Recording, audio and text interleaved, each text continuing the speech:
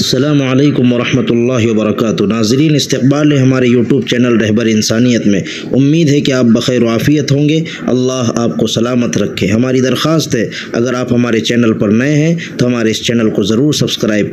الحمدللہ وحدہ والصلاة والسلام علی من لا نبی بعدہ وعلی آلہ واصحابہ ومن اکتفى نہجہ، اما بعد فاعوذ باللہ من الشیطان الرجیم، بسم اللہ الرحمن الرحیم۔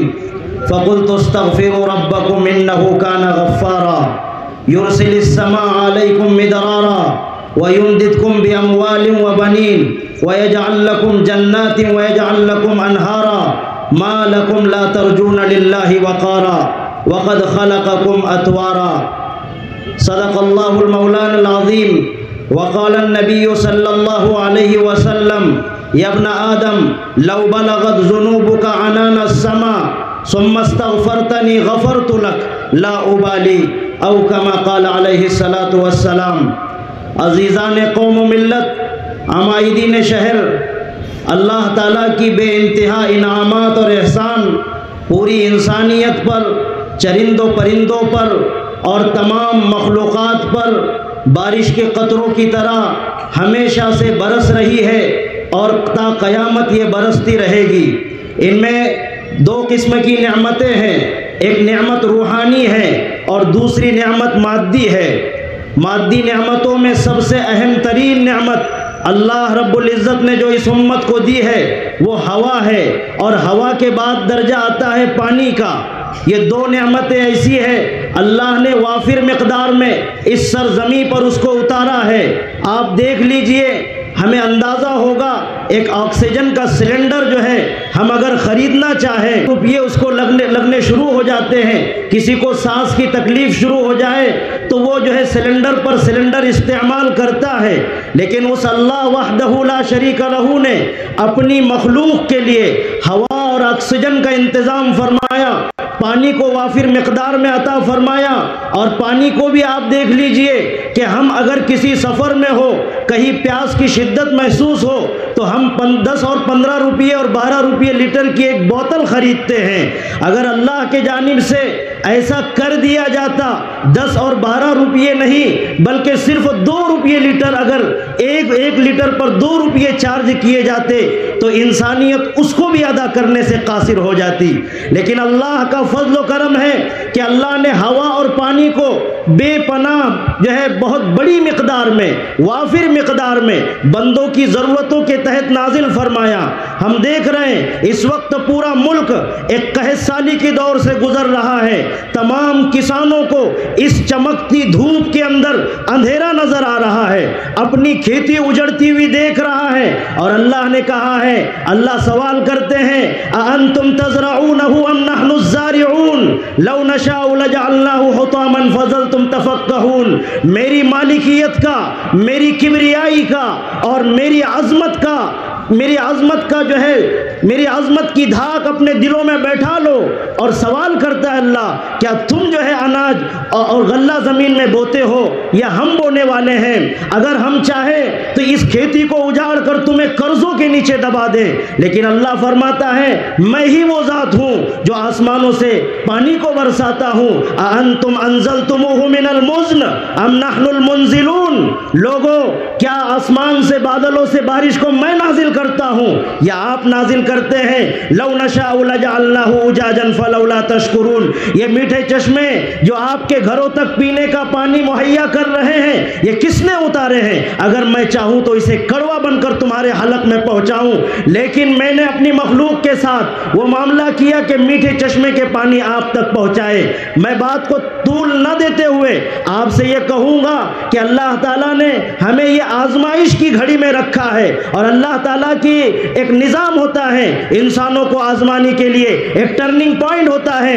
میرے بندے میری طرف متوجہ ہوتے ہیں یا نہیں؟ فَقُلْتُ اسْتَغْفِرُوا رَبَّكُمْ إِنَّهُ كَانَ غَفَّارًا۔ اللہ کی طرف متوجہ ہو جائیے، اللہ بہت معاف کرنے والے ہیں، گناہوں کو معاف کرنے والے ہیں۔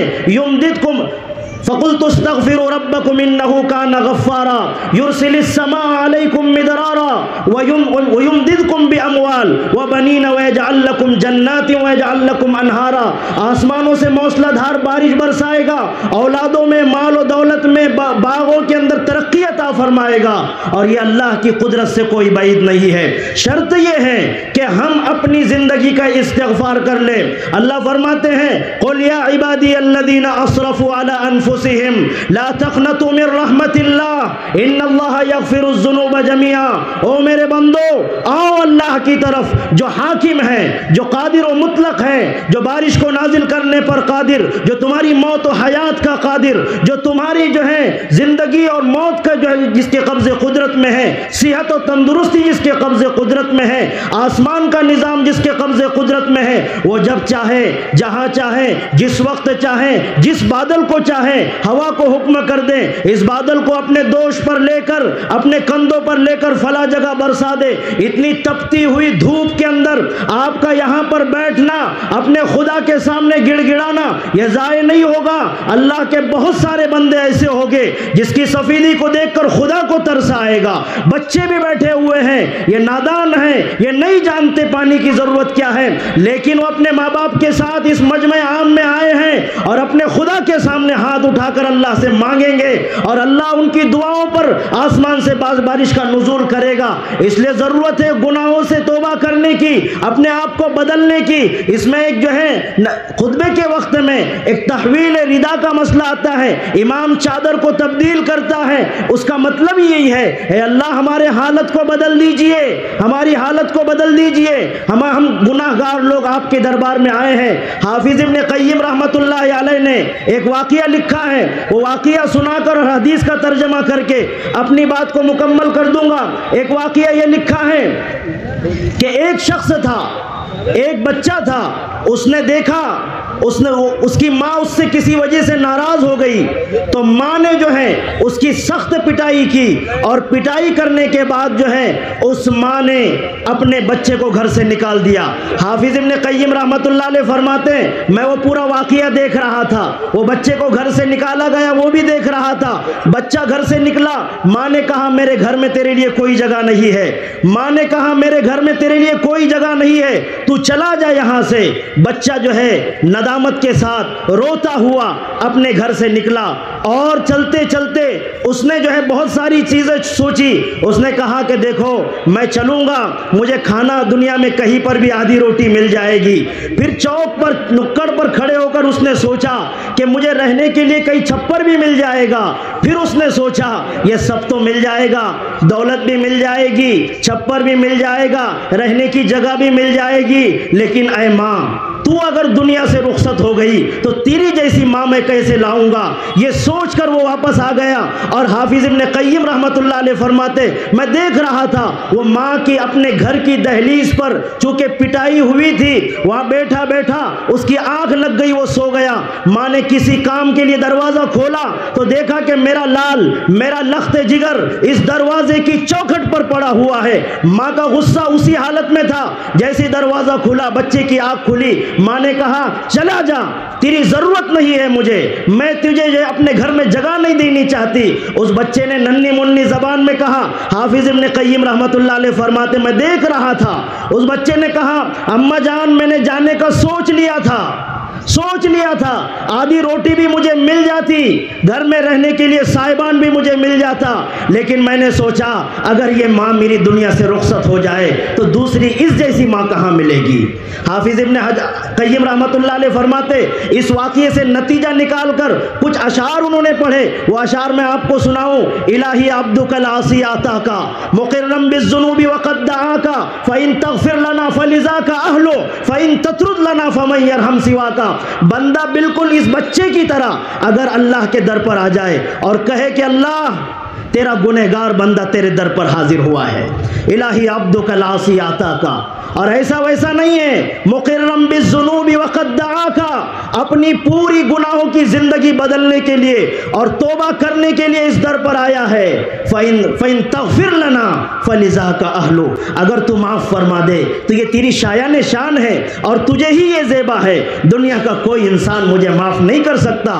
فَإِن تَطْرُدْ لَنَا فَمَن يَرْحَمْ سِوَاكَ، اگر تو مجھے دھتکار دے، یہاں سے اس در سے بھگا دے، تو پھر میری کوئی بخشش کا سامان کرنے والا نہیں ہے، تو ہی وہ داتا ہے. اللہ نے فرمایا قُلْ يَا عِبَادِيَ الَّذِينَ أَسْرَفُوا عَلَىٰ أَنفُسِهِمْ لَا تَقْنَطُوا مِن رَحْمَةِ اللَّهِ، اللہ کے بندو، میرے بندو کہا اللہ نے، او میرے بندو تم جو ہے میری رحمت سے مایوس نہ ہو، میں اپنی رحمت کو ضرور برساؤں گا، تمہارے گناہ ضرور معاف کروں گا.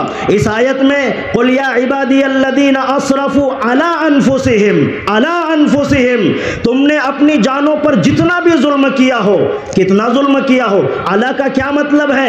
علا کا مطلب سمجھتے چلیے، میں آپ کو سمجھاتا ہوں. جیسے ہم نے لباس پہنا ہے، ہمارا جسم پورا ڈھکا ہوا ہے، اسی طرح کوئی بندہ اگر اپنے نفس پر گناہ کر کے اپنے آپ کو نیچے سے اوپر تک ڈھانک لے، پوری زمین کو گناہوں سے بھر دے اور بھرتے بھرتے آسمان تک چلی جائے، پھر اس پر تہ بتہ گناہ کرتے کرتے چلا جائے اور پھر وہ اللہ کے دربار میں حاضر ہو، تو اللہ کہتے ہیں میں ذرہ برابر یہ نہیں سوچوں گا کہ اس نے مجھے اتنے سالوں تک مجھے جو ہے پریشان کرتا رہا اور میری نافرمانی کرتا رہا اور میرے خلاف علم بغاوت بلند کرتا رہا، اس نے نمازوں کو چھوڑا، اس نے زکوٰۃ کو چھوڑا، اس نے جوئے کھیلے، اس نے سٹے کھیلے، اس نے پتہ نہیں دنیا بھر کے کیا کیا گناہ کیے، لیکن اگر وہ ایک وقت میں میرے پاس آ کر ایک آنسو گرا دے، اگر رونا بھی نہیں آتا رونے کی صورت بنا لے، میں اس کے تمام گناہ یکسر معاف کر دوں گا، سوچوں گا بھی نہیں کہ اس نے 40 سال تک گناہ کیے ہیں. یہ ہے اللہ کا نظام. حدیث پاک میں رحمت دو عالم صلی اللہ علیہ وسلم نے فرمایا یا ابن آدم لو بلغت ذنوبک عنان السماء ثم استغفرتنی غفرت لک ولا ابالی. اللہ کے نبی فرماتے ہیں، اللہ فرماتے ہیں اے ابن آدم تیرے گناہ اگر زمین سے لے کر آسمان تک پورا بھر دے، اتنے گناہ تو کر کے آئے، پھر تو میرے سامنے ہاتھ اٹھا کر کہے کہ اللہ مجھے معاف کر دے، تو میں ذرہ برابر جو ہے سوچوں گا نہیں کہ تجھے معاف کرنا ہے یا نہیں، میں فوراً معاف کر دوں گا. حضرت موسیٰ علیہ السلام کے زمانے میں جو ہے بارش کا سلسلہ رکا، قحط سالی پڑنے لگی، لوگ آئے اور کہا کہ موسیٰ اپنے رب سے دعا کر دیجئے کہ آسمانوں سے بارش کا نزول ہو جائے. حضرت موسیٰ گھنٹوں دعا کرتے رہے لیکن بارش کے کوئی آثار نظر نہیں آئے. اللہ کی طرف سے وحی آئی کہ تم میں ایک بندہ ایسا ہے جس نے 30-40 سال تک مجھے ناراض کیا ہے، میری نافرمانی کرتا رہا ہے، اس نے بہت جو ہے میرے ساتھ جو ہے میری کبریائی کو اس نے للکارا ہے، میرے غصے کو اس نے للکارا ہے، میں کیسے بارش نازل کروں؟ میں تمہیں کہتا ہوں اس شخص کو اس مجلس سے نکال دو، پھر میں بارش کو نازل کروں گا. حضرت موسیٰ نے اعلان کیا کہ کون ہے وہ بندہ جس نے 40 سال تک اللہ کو ناراض کیا ہے، وہ مجمع سے نکل جائے، اس کی وجہ سے بارش رکی ہوئی ہے. وہ بندہ ادھر ادھر دیکھنے لگا، کوئی جب باہر نہ نکلا تو اس نے سمجھ لیا کہ یہ میں ہی جو ہے نالائق شخص ہوں جو اتنے سال تک اللہ کے گناہ کرتا رہا، نافرمانی کرتا رہا. اس نے جو ہے سوچا کہ اگر میں مجمع سے باہر نکلوں گا تو شرمندگی ہوگی، لوگ مجھے دیکھیں گے اور پھر زندگی بھر مجھے کوستے رہیں گے، تانا دیتے رہیں گے. اس نے دل ہی دل میں اللہ سے کہا اللہ میں نے 40 سال تک تیری نافرمانی کی ہے، میں تیرے سامنے دل کی کیفیت کے ساتھ عرش والے مولا کوئی مجھے نہیں جانتا ہے، تو میری کیفیت کو جان رہا ہے، تو میرے خیالات سے واقف ہے. اللہ میں جو ہے تیری بخشش کا سوال کرتا ہوں، اب میں نے تیری بہت نافرمانیاں کی ہے، اب میں نافرمانی نہیں کروں گا. ابھی موسیٰ علیہ السلام یہ کہہ ہی رہے تھے، آسمانوں پر بادل چھانے لگے، موسلا دھار بارش شروع ہو گئی. موسیٰ علیہ السلام نے کہا اللہ تو نے تو کہا اس کو نکالو جب تک بارش نہیں برساؤں گا، اور ابھی تو وہ نکلا بھی نہیں اور بارش شروع ہو گئی. اللہ تعالیٰ نے فرمایا کہ موسیٰ جس کی وجہ سے میں نے بارش کو روک رکھا تھا اسی بندے نے میرے سے تعلق کو قائم کر لیا ہے، اور میری عزت کو، میرے جلال کو، میری غیرت کو یہ گوارا نہیں ہے کہ اس کے جو ہے گناہوں پر عفو کا قلم نہ پھیروں. فوراً آسمان سے بارش نازل ہو گئی. اتنے کرم والا مالک وہ قرآن کی ایک آیت ہے، اس میں پتہ چلتا ہے کہ اللہ تعالیٰ ایک ایک بندے کے ہاتھ پر کندھے پر ہاتھ رکھ کر کہہ رہا ہے فَأَيْنَ تَذْهَبُونَ، کہاں جا رہے ہو؟ کون سا رخ تم نے اپنایا ہے؟ کون سی طاقت ہے؟ کیا تم سمجھتے ہو کوئی اور آسمانوں سے بارش کو نازل کرے گا؟ فَأَيْنَ تَذْهَبُونَ، آؤ اللہ کی طرف۔ ایک جگہ فرمایا یا ایھا الانسان ما غرک بربک الکریم الذی خلقک فسواک فعدلک، کہ اللہ ہی کو قدرت، اللہ کہتے ہیں تجھ کو کس نے جو ہے بہکاوے میں ڈال رکھا ہے، تجھ کو کس نے اپنے اتنے عظیم ترین رب سے گمراہ کر رکھا ہے؟ آؤ میری در کی طرف، جھک جاؤ میرے سامنے، میری عزت کی قسم آپ کو خالی ہاتھ نہیں لوٹاؤں گا۔ اس لیے ضرورت ہے، ملک کی صورتحال بہت عجیب ہے۔ ایسے وقت میں جہاں تمام چیزوں کے لیے بارش کے لیے خصوصیت کے ساتھ دعا کی جائے، اسی کے ساتھ ساتھ ملک کے امن و امان کے لیے، ملک کے اچھے حالات کے لیے، ملک میں بھائی چارے کے عام کے لیے، فتنہ و فساد سے بچنے کے لیے بھی دعا کی جائے۔ یہ اللہ کا عظیم ترین یہ نماز استسقاء، ہر وقت میں اللہ تعالیٰ نے نماز کا جو ہے حکم دیا ہے، استعینوا بالصبر والصلاۃ، خوشی کا موقع ہو تو نماز، غم کا موقع ہو تو نماز، ہر وقت میں۔ اسی طرح بارش کے موقع پر بھی نماز۔ ایک اللہ کے رسول صلی اللہ علیہ وسلم کی خدمت میں ایک شخص آیا اور اس نے، آپ خطبہ دے رہے تھے، اس نے کہا حضور بارش نہیں ہو رہی ہے، ہمارے بچے بھوکوں مر رہے ہیں، جانور جو ہے پریشان حال ہے۔ حضور نے فوراً دعا فرمائی اللہم اغثنا اللہم اسقنا اللہم اسق عبادک و بہیمتک وانشر رحمتک واحی بلدک المیت۔ یہ دعا حضور نے کی، فوراً آسمان پر بادل چھا گئے اور چھانے کے بعد 6 دن تک لگاتار بارش ہوتی رہی مدینے میں، 6 دن تک۔